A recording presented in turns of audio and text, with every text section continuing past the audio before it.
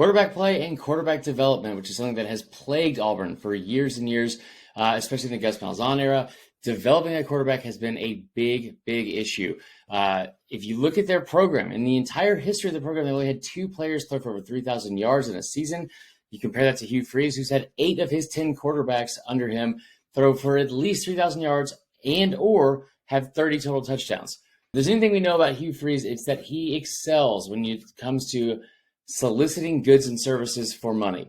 Listen, whether it's under the table, over the table, it doesn't matter. Auburn has done a tremendous job of growing their NIL collective. Over $13 million has been raised so far.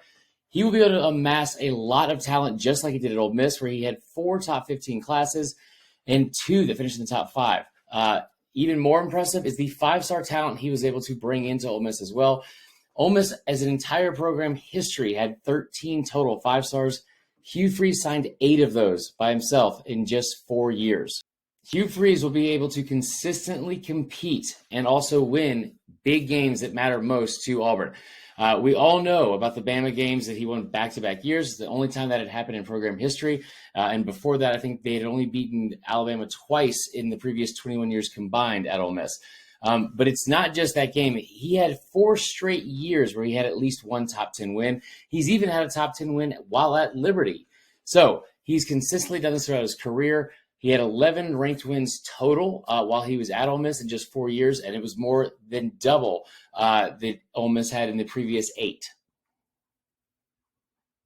And last but not least, never forget the fact that he might be the only person and coach that consistently put up 500 yards and over 40 points against Kirby Smart and Nick Saban multiple times. Apparently that was only 4 reasons, not 5. So we'll close with this. That the number one reason Auburn fans should be excited and why Hugh Freeze will be a perfect fit, because he's not Brian Harsin.